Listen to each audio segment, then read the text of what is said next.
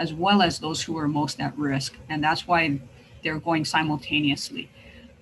We've managed to get through a significant amount of the 1B essential workers and get people protected. We started out with first responders, and we've been working really hard trying to get our educators vaccinated to protect them. A lot of critical infrastructure workers, having to do with core resources like power and gas and water and things like that. And then just other essential functions that we needed to keep operations and government running. We're transitioning now to include agriculture and food production, as well as distribution and some of the other essential workers. Next slide, please. So these are some of the challenges that we've had recently. And I think we've actually done pretty well in dealing with them. So federal supply shortages, that was just a nationwide issue with the amount of vaccine that was being produced that could be shared amongst all the states, territories, and tribal nations. And so I think, we've been lucky that we've gotten a pretty reasonable amount of vaccine. We wish it was more. We can obviously handle more, but I think we've gotten a good dose and we've been able to get those doses out. The weather-related delays, that was all from last week when they had the terrible ice storms across the nation. Good reminder that, we're really fortunate to be living in Hawaii and that we didn't physically have to deal with that, but we were affected by it because they couldn't ship any of the vaccine. And so the entire allotment from last week of Moderna never made it to our shores. For the electronic reporting, that has to do with the system called VAMS, and that's from the CDC, get reported in VAMS. And that's been real challenging for some of our providers to be trained in it and then to be able to use it and then to enter the data in a timely fashion. So we have had some delays there. We have people dedicated from the Department of Health working on VAMS and as a VAMS representative. So when we notice that we run report cards for some of the hospitals and whatnot, and we notice that if there's a significant discrepancy between the amount of vaccine they've received and what we're seeing in VAMS, then we link up to make sure if it's a problem with them getting the data into VAMS, then we're trying to help them to make sure that they're able to do that. And then the decentralized registration, that's just been issues for us. What that refers to is that the various hospital systems that have been helping to administer vaccine have their own registration systems or portals or whatever. And so that's just been challenging for us because obviously we don't have like a central control over it. And there's been conversation on both sides, like should we have something that's just central and just say everybody who wants to administer vaccine must use this one system, or would that be very problematic for some of the partners that have been administering vaccine thus far? Next slide, please. So this just shows how much vaccine we've received each week. And you can see in the beginning, it was kind of up and down. We weren't really sure what we were going to get the following week. So in the second week, we got the 28,575 doses. And then the following week, it dropped. And then it started climbing again. And then the week of January 10th, we got a huge amount of vaccine. And then it dropped by, over 20,000 doses the following week. And it was just sort of really challenging for us to be able to plan ahead. Since January 1st, we've started on a more steady march with vaccine steadily going up. And the new administration has promised that whatever we receive one week, we will receive at least that much the following week. And that's been very stabilizing for us. That February 14th that you see that's really low is the weather delays. And so obviously we only got the Pfizer. And then the week of the 21st, this week, we did get all of our allocation of Moderna, some of it arriving as recently as yesterday, but sorry, not yesterday, Monday. And then what we had ordered for this week came in. So as of yesterday, we have everything that we've ordered and we're completely up to par. Next slide, please. Can I get the next slide, please? So we're talking now, I think we had mentioned on Monday, Chair, that we have eyes on trying to get vaccine to those who are 70 and older.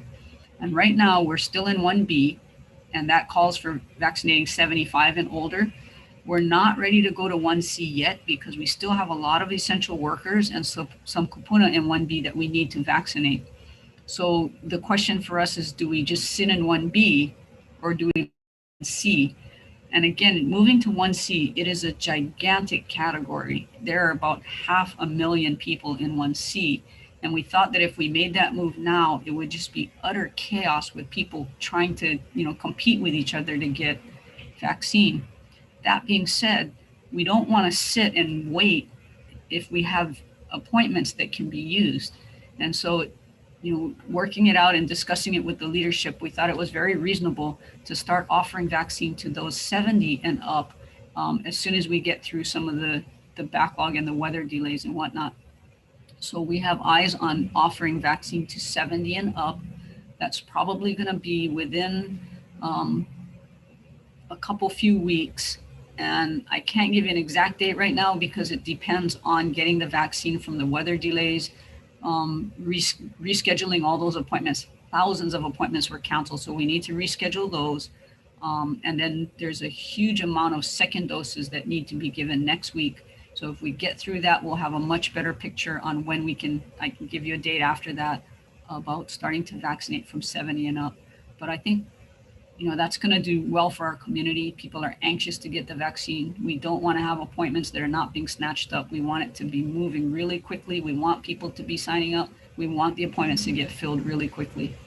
So you can see in 1A, definitely in progress there. We've been in 1B for several weeks now, and I think we're doing well with that.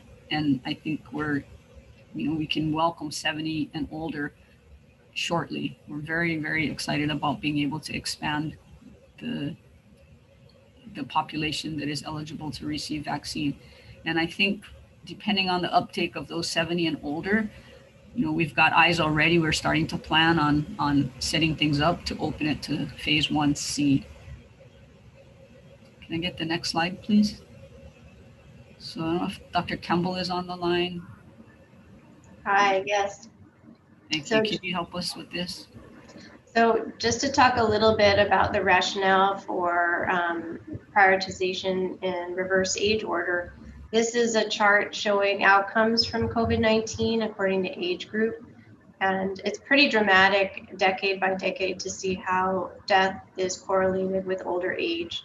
And this 80+ year group in particular has borne the greatest burden of those deaths. And even each decade in reverse from there, we see that sort of dose response relationship between how old you are and your risk of death. That's part of why it's been so important to emphasize starting with the oldest age groups and getting as far through those categories as we can, and then adding on the next age group after that to move through these folks that are at highest risk. Next slide, please. A similar story for hospitalization. These are raw numbers, not rates. And so some of this is determined also by how many people we have in our population in that age group. But the combined outcomes of hospitalization and death in that 80+ age group is over 50% have outcomes of either hospitalization or death. So just again, showing the severity of outcomes. Next slide, please. So a 75-year-old is 8 times more likely to be hospitalized with COVID-19 than a 20 to 24-year-old, and 186 times more likely to die of COVID-19 than a 20 to 24-year-old. So the moral of this story is just understanding why we place such a high priority on these older age groups, and to please ask for the patience of those in the younger categories. We do want everyone to be vaccinated who wants to be, and that helps reduce transmission overall. But the first goal here is preserving life, and getting these older folks vaccinated first helps us to preserve life. Thank you. Next slide. Can you get the next slide, please? So this is a pictorial of phase 1C that we mentioned and why we're being very tailored and strategic in our rollout. If we just opened it all of a sudden and said phase 1C, that would be about 500,000 people.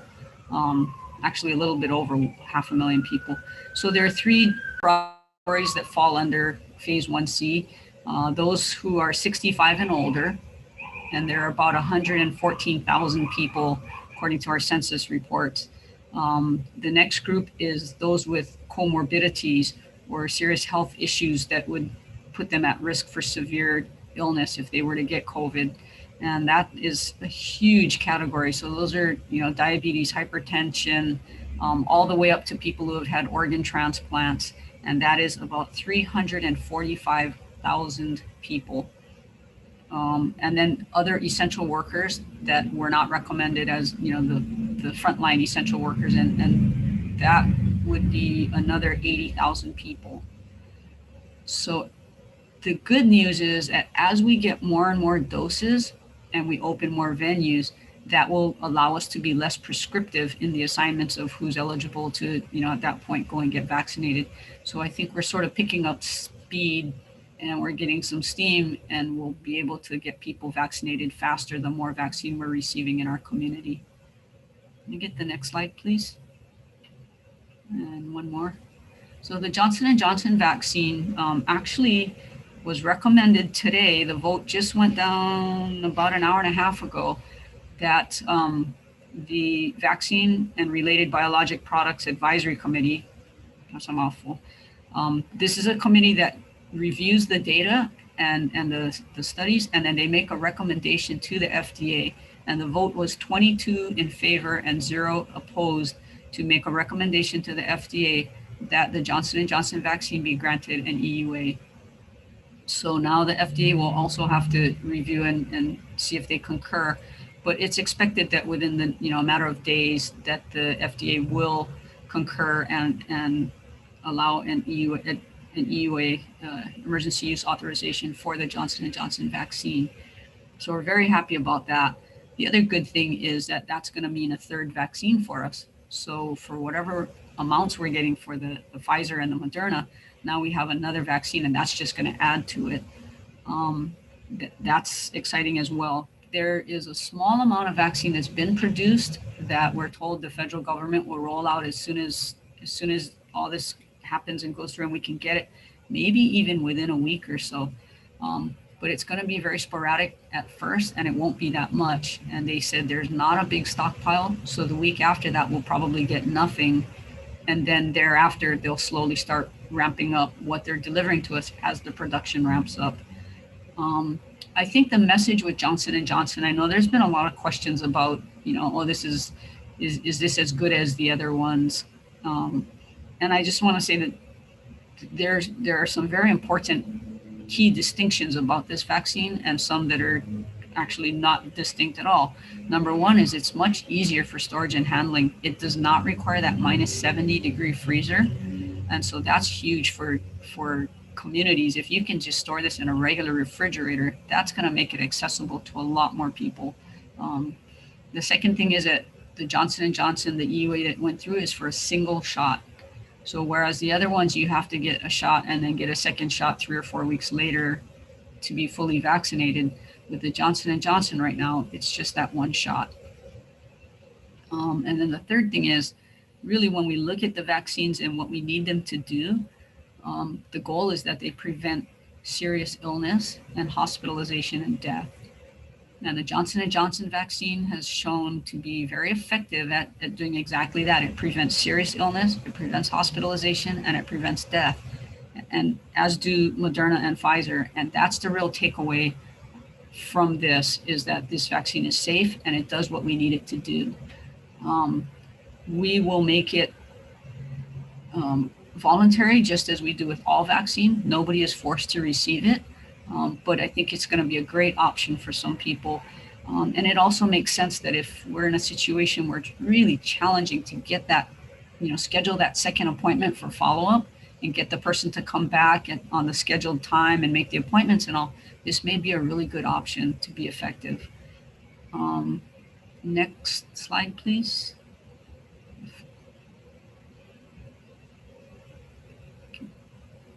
Hi, everyone. Hi, chairs. Kathy Ross, Deputy Director.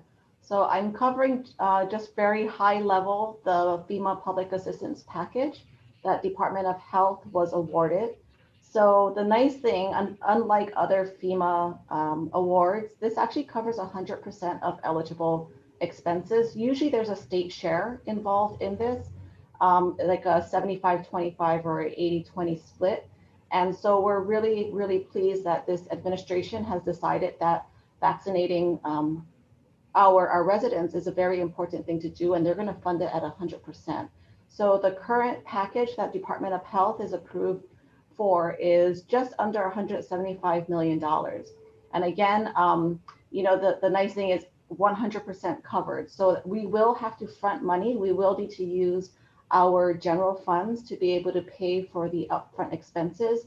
However, 87.4 million of that 174.9 million is very easily accessible for us to get reimbursement. So we're not having to carry this big expenditure on state general funds for a long period of time, as normally is expected with FEMA reimbursement processes.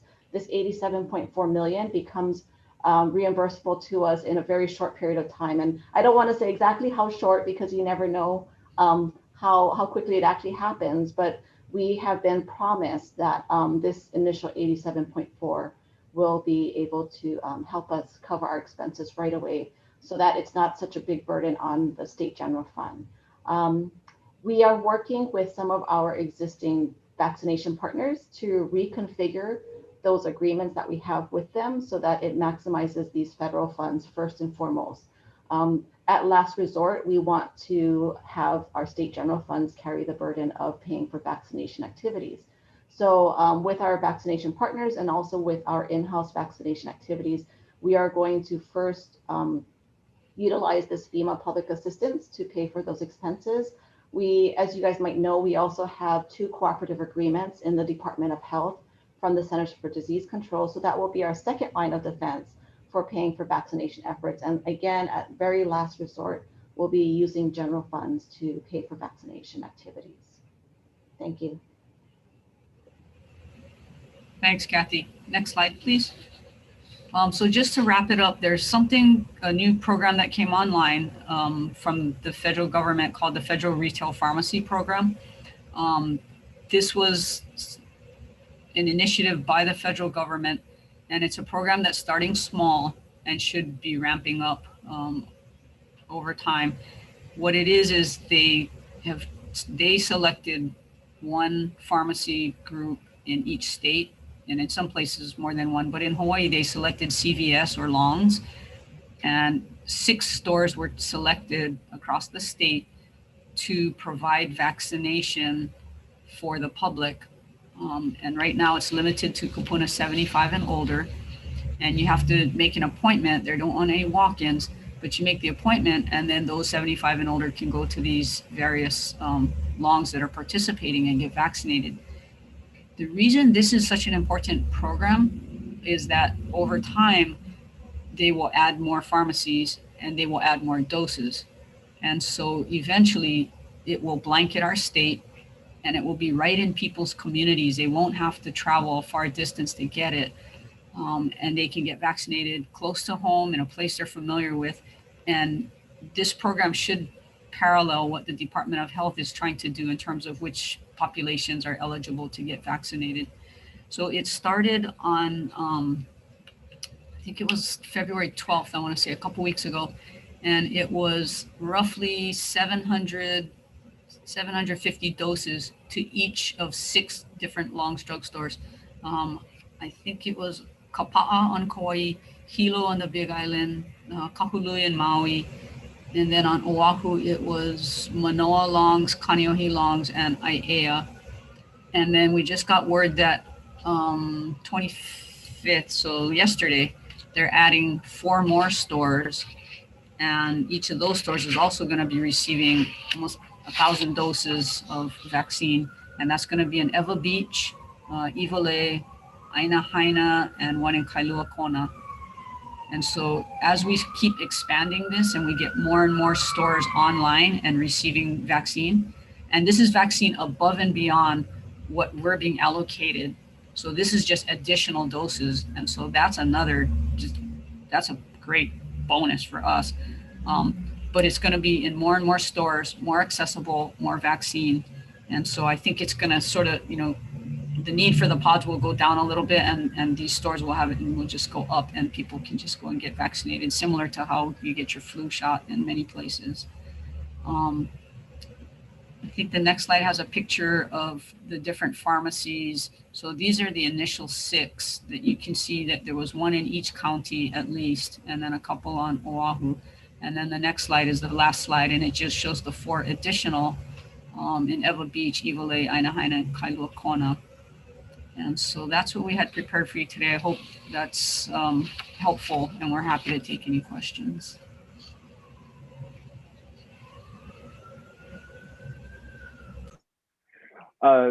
Dr. Char and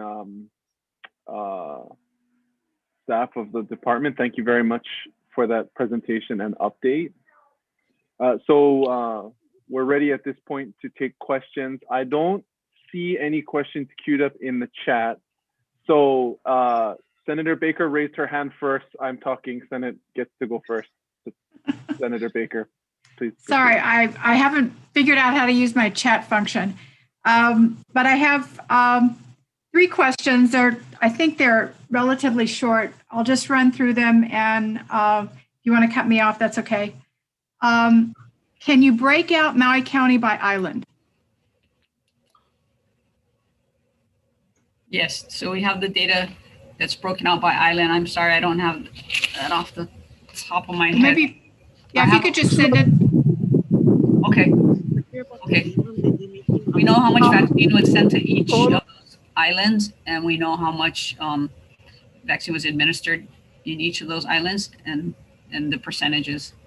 I'll be happy to send that to you. Okay, thank you. How long do you know how long it takes to produce a vaccine? To give us a sense of, how long it's going to take if they're trying to replace the doses that have been used. I don't know. I don't know if Dr. Campbell might have a better guess than I do.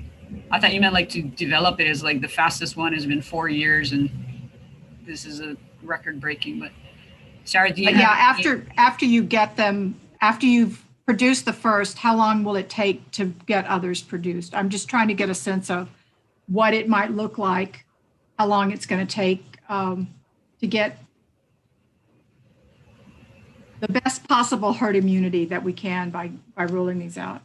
And then the final question that I have is, I'm assuming that we are still trying to get people to take the regular flu vaccine. And is there any conflict between if you take COVID but you don't take flu, if you take flu and you don't take COVID, is there any overlapping protection? Get them both. I'm going to let Dr. Campbell give you the specifics, but get them both. Yeah, we want everyone to get both vaccines. The current recommendation is avoid having the 2 vaccines within 14 days of each other, but you can get either one first and then the other, or vice versa. And that's going to give you the best protection against both. Okay, thank you, Chair. As far as the physical manufacturing of the vaccine, I don't know, Sarah, if you have any specifics on it, but I think some of it, my sense of it, and this is completely unsophisticated, but it's kind of like cooking something. So you need to get the raw resources first. And I think that's been part of the challenge. And that's where the federal government has stepped up to say that they will make sure that those ingredients that they need are accessible and that they can purchase it. And then the process to go on and manufacture. So I think that's where we're in a good place, because I think having eyes on, what the ingredients are that you need, and the federal government saying that they're going to help to make sure that we can get those. Sarah, I don't know if you have anything more sophisticated than that. We really are relying on what the feds can tell us about where they're at with manufacturing. So we share that information as we hear it. And what Dr. Char described earlier is what we know right now, that we'll get an initial number of doses. It won't be a very large one. They do plan to be ramping up over the next month, but it may be a little bit of a slow start. Okay, thank you, Chair. Thank you for your answers. We'll yield to the House, followed by Senator Favela. Thank you very much. I'll turn it over to Rep. Wildberger. Oh, thank you all so much. I appreciate chairs and director and DOH staff for being here today. The biggest concern I have is that Maui's numbers are lagging so far behind the other counties, and my community really wants more information. We noticed that you used to put how much vaccine was allocated to each county on the website, and then that information disappeared, and then information replaced that by what percentage of the county has been vaccinated. And Maui's numbers are very low. And I understand that we have some data entry issues that might explain some of that. But the Lieutenant Governor earlier this week offhandedly mentioned that Maui's getting 10% of the vaccine allocation based on population, but Maui County has 11.7% of our population. And if we rounded to 12 instead of rounding down to 10, that's a difference of 20%. And since Maui is shouldering a burden that's higher by population of travelers, I think we would benefit greatly by a better allocation of vaccine so that we can prevent transmission in our community with our burden of travelers that are coming. Also, I'm interested in knowing if Longs will consider Lahaina and Kihei based on their proximity to tourist destinations as well for opening for vaccine distribution. I can take a stab at answering that. I've looked at the Maui numbers pretty carefully over the past week. So several things going on there. I'm going to answer your last one first, just because I'll forget it otherwise. So the federal government is making the determination of which long stores are being added to the list based on a formula that they're using that looks at, I think it was the social blanking on the name. It's the something index. Social vulnerability index. Thank you. Social vulnerability index. So they factor in different things like age and illness and comorbidities, and then they're making the determination, not us. We've asked if we could, have a say in it or shuffle it around or anything, and for now we can't. So my hope is that as they add more stores, that'll become less of an issue for us. With regard to Maui's numbers, so we were looking at it to figure out, it's lower than some of the other counties. And so we're looking at it, trying to figure it out. Maui has gotten a significant amount of vaccine. That's a little bit less than the population. We base the allocation each week. We work with the Healthcare Association, and they are talking to the CEOs of the hospitals. And so they're figuring out that piece on how much goes to each of the hospitals. And then on our end, we're looking at the counties, and we're talking to our community partners and whatnot, saying, how much do you want? How much can you use? We're making sure that it's not sitting in a freezer somewhere, that they're actually administering it. And then we're allocating the vaccine based on that. There were some challenges in the data at first. And so we weren't sure if it was sitting in freezers or if it was getting into people. From the Department of Health side, we sent a couple of people to help with data entry and to help educate on how to use the VAM system and get the data in. My understanding is that they pretty well caught up right now, and it's maybe a 1 day difference in, in the lag in getting it in. But it also has to do with the providers all making sure that they're reporting and getting their information in so that it can be entered into VAMs. What we discovered was that there was a fair amount of vaccine at the hospital, and I think it really was a strategy issue where the hospital is being very, very careful to make sure that they had enough vaccine for second dose. And so we've had some conversations and we've kind of readjusted the strategy. And so they will be getting out significant amount of vaccine in the next couple of weeks. And the reason that it won't work for them to just administer, for example, 8,000 doses in the next few days, is that then when you look 3 weeks from now, we wouldn't be able to give Maui 8,000 doses to cover those second doses. And so what they're going to do is they're going to administer, I believe the plan was for 600 doses a day, 5 days a week, next week. So that'll be 3,000 doses. And then the following week to ramp it up to 12-hour-a-day clinics to give 800 doses a day, 5 days a week. So that'll be 4,000 doses. And so by the end of next week, 2 weeks, that'll be 7,000 doses in. we're continuing to give them new vaccine. And so they will be able to cover second doses as well as get that vaccine out there. And I think that will help greatly.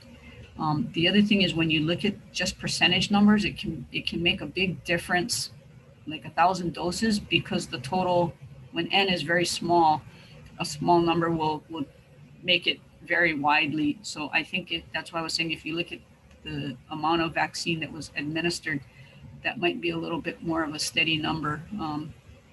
But we've readjusted the strategy. We're working with the district health office. There's a whole bunch of partners out there. And the other thing that I discovered for Maui, I think some of the numbers were a little bit lower, if you will, and I don't mean that in a bad way, but Maui was being very, very tailored to make sure that those most at need were getting vaccine. So they're doing mobile clinics and going to places that had really high risk populations and elders that couldn't access the pods, and they were making sure that they got vaccinated. So the number for that day wasn't that high, because you can't administer as many as you would if it was a drive-through pod kind of thing. And so I think that affected the numbers as well. And so we had some discussions on that, and they are going to restart more of the larger pods and the drive-throughs. And they've got other partners that can take care of the smaller pods to make sure that those who really need a tailored response will still be able to get vaccines. So it's just going on many different fronts at once. And I think now that that's stabilized, I think you will see significantly more vaccine being administered on Maui, as well as we're aware on our side. And so we're trying to get extra doses to Maui to get it out to people. Sorry for such a long-winded answer. We would really appreciate more robust distribution and execution on Maui. Is Dr. Peng going to resume the drive-through at the college with the Moderna vaccine now that we receive more Moderna? That's my understanding, is that Kathy and Sarah, feel free to jump in, but that's my understanding. They're going to resume drive-throughs, as well as now they have partners set up that will do mobile clinics, so they don't have to do that, as well as they're working with pharmacies to be able to go into homes and administer, as well as the Kahului Federal Retail Pharmacy Program. So there's a whole bunch of different ways now, and I think that's going to be some good synergy. They're also opening up a clinic in Kihei. Yes. Yeah. We're aware of that. But we would also like to see this information shared, the details breakdown on Island on your website, so that people are able to get more information. We're getting very Oahu centric or statewide centric numbers, and it doesn't help people be reassured if they don't get the island specific or at least county specific numbers. That would be so helpful. Okay. Yeah. And actually, if you look at Lanai and Molokai, they've actually gotten a higher allotment of vaccine than their population. And so when you look at Maui County as a whole, it evens out a little bit. But yeah, we'll see if we can get that data out, and I will try and get it to you additionally. Thank you very much. I appreciate it. And I have one question for Dr. Campbell. The other day in our briefing, Representative Wildberger, let's give the Senate a chance, and then we can come back. Okay, thank you. Thank you. Senator Favela, please go ahead. Yeah, my question is, now that everybody's getting the second shot, what does it, for the traveling for neighbor islands, how is that going to work out now going forward? Like when you go to, especially the big island, where you got to take the pre-COVID test for pre-travel. How is that going to work out? Do you know?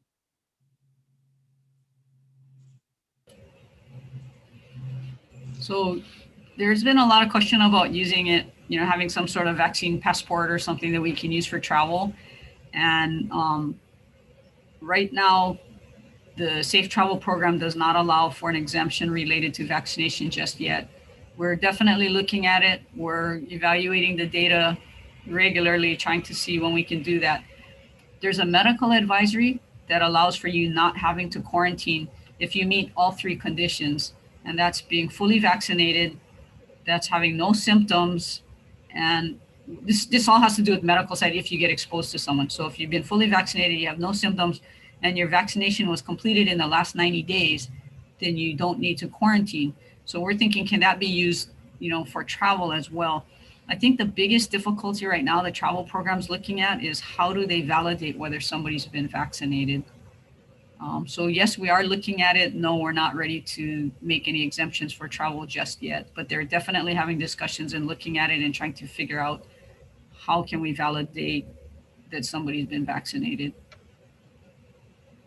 Okay, so this card that we have over here for a second shot, that's not gonna do anything. Then when you go into the neighbor islands, then Yeah, your it's vaccinated card or record.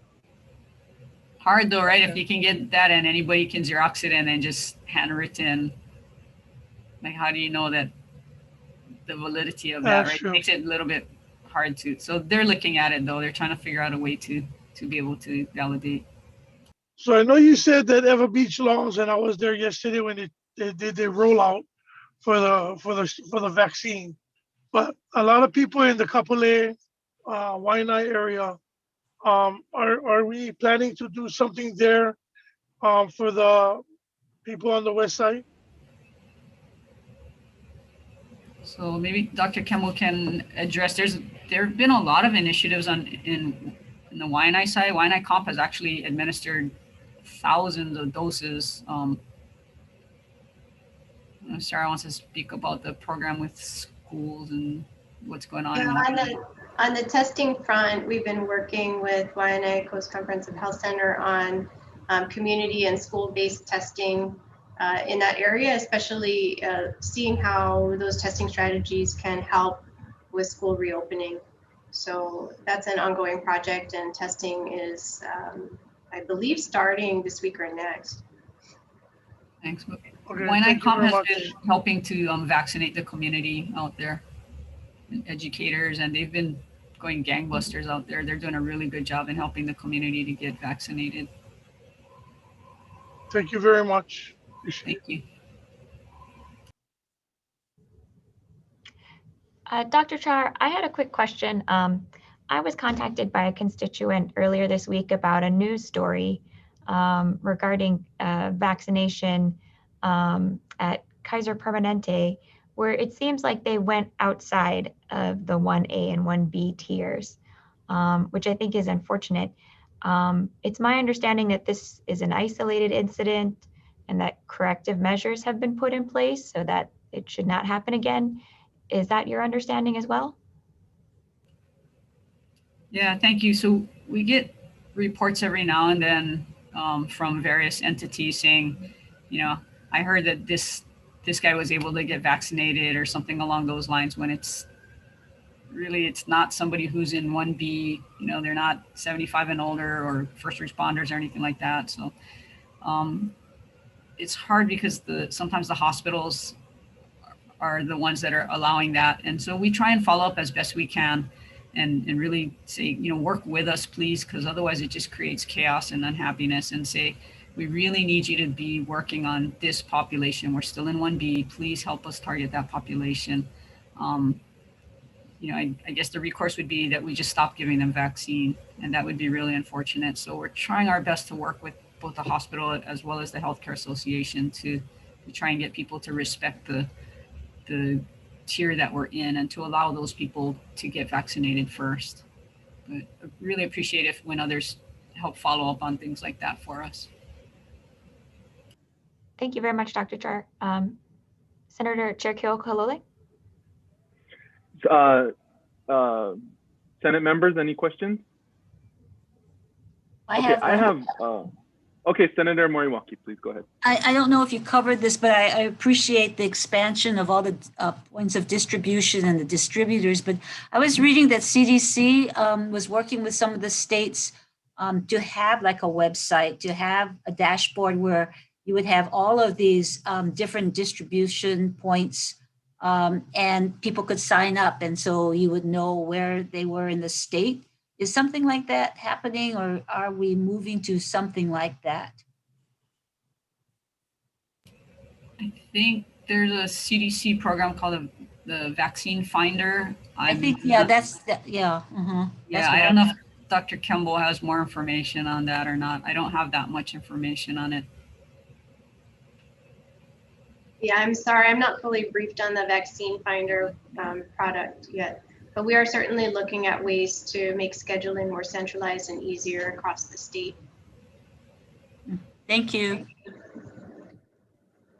Sounds like something we can follow up on for our fourth vaccine informational briefing at some point in the future. Chair Ichi. Thank you. House members, if anyone who hasn't asked the first question, otherwise I can go back to Rep Wildberger. Go ahead. Thank you so much. Dr. Campbell referred to a $500,000 budgeting item to cover, I guess, observation or quarantine or follow-up or contact tracing. Could you detail a little bit better what that $500,000 budget is supposed to cover, please? Sure. So this was in relation to the hearing on House Bill 1286, I believe. One of the clauses in that bill rolls back the current restriction, which is that you must arrive with a negative test in hand or go through quarantine. What we experienced before that went into effect was a lot of runaround for both Department of Health and DOT and several in the AG's office for those rare but unfortunate persons that really used that as an opportunity to try to test out or hide a positive test it actually had. Or even for those who in good faith, just weren't able to get their result, but didn't have a place to quarantine when they got here. So that's actually a fairly intensive process to figure out how to deal with those people and do the communicable disease follow-up side to investigate when there might have been a positive result involved. And so we actually had to staff up during that time period. It was causing quite a headache. So I think if that were to be changed back again, we'd have to plan accordingly for the costs involved. And those $500,000 for the annual cost would be to fund that staff, that team, to do the follow-up both on the investigation side and to administer isolation and quarantine. Even if people are responsible for their own hotel, for instance, there's still an administrative function to figure out how to place them and the staffing that goes into that. Thank you very much, chairs. Appreciate it, Dr. Campbell.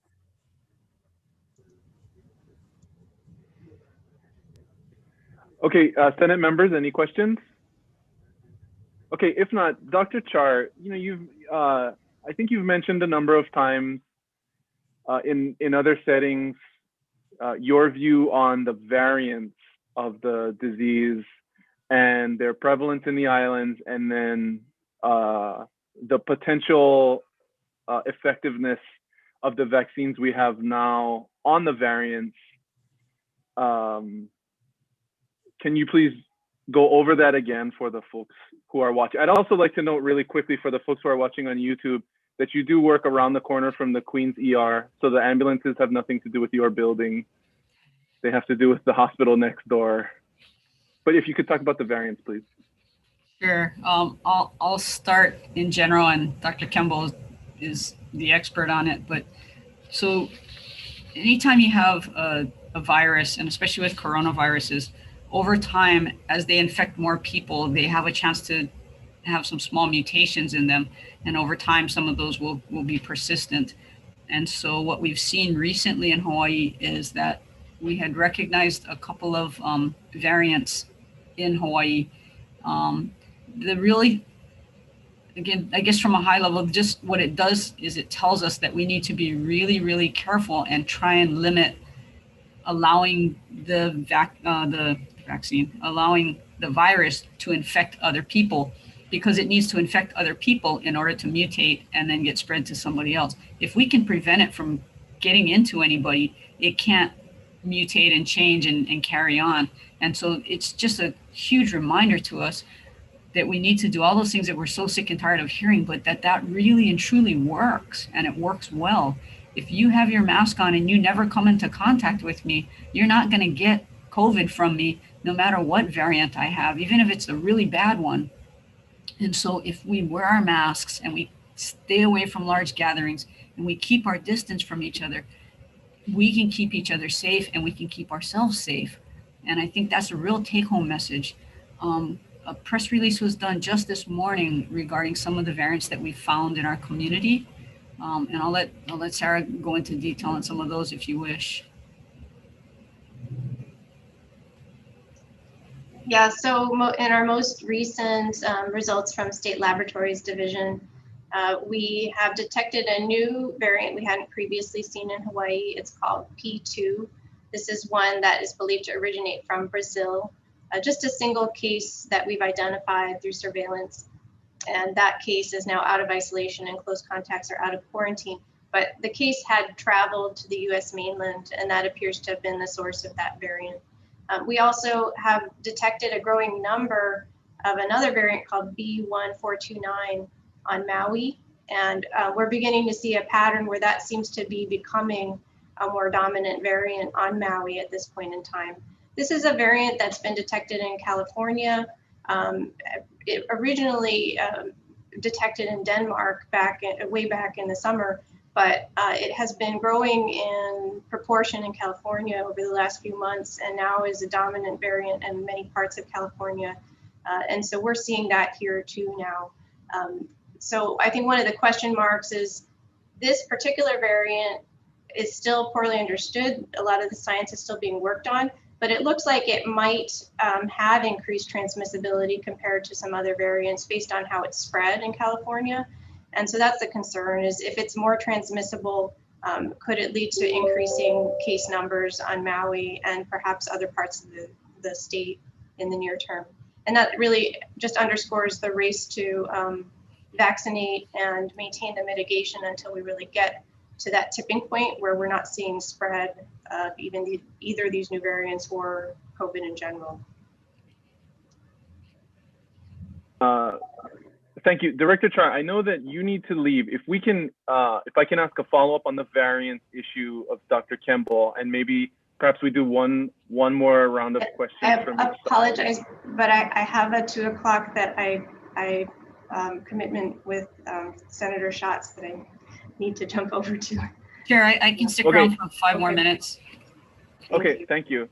So if I can just follow up again, if you can give us some certainty or let us know the level of uncertainty on the effectiveness of the vaccines on these variants. And then I'll yield to the House for one more question. Okay.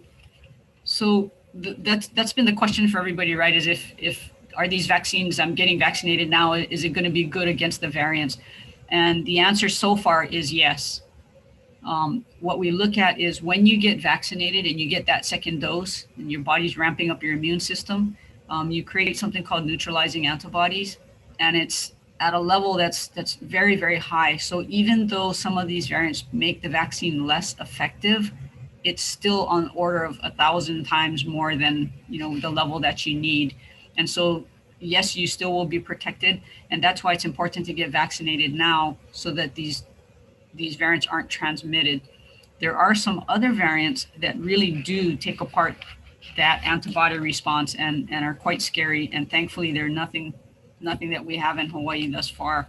But that's why we're being so diligent and trying to get people vaccinated quickly, and also really keeping an eye on and doing surveillance to make sure that we're not seeing any of those really bad ones in Hawaii. So the short answer is yes, that the vaccines that we have right now are effective against the strains of COVID that we've seen in Hawaii.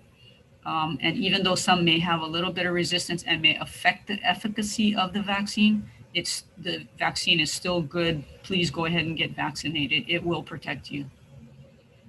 If you do happen to get COVID and you've been vaccinated, we know that it's not 100%, right? So some people who have been vaccinated are still going to get COVID. The good thing is that it's not of a level where you'll get severe illness or hospitalization or death. That's what we're seeing, is that vaccine protects you from that, even if you happen to get COVID after being vaccinated. Thank you. Chair Ichiyama. I want to be respectful of everybody's time, and especially of Director Char. I know that you and your staff are very busy, and I would just like to wrap up by sharing our appreciation for being with us this afternoon. We very much appreciate the information and the presentation that you gave us. It was very helpful and informative. And we look forward to continuing to work with you and continuing the conversation. And thank you also to you, Chair Ichiyama, and the members of the House for convening this joint briefing with us on the Senate side as well. The slides of the presentation will be made available to the members, and we will try and make those available on the legislative website for the public as well. And for all the members who have follow-up questions that you would like answered from the director, I would ask kindly that you send them to me or to Chair Ichiyama, so that when we do get the answers from the Department of Health, we can distribute them out to everyone else who was watching the briefing. On that note, Director Char, again, thank you very much for being on with us.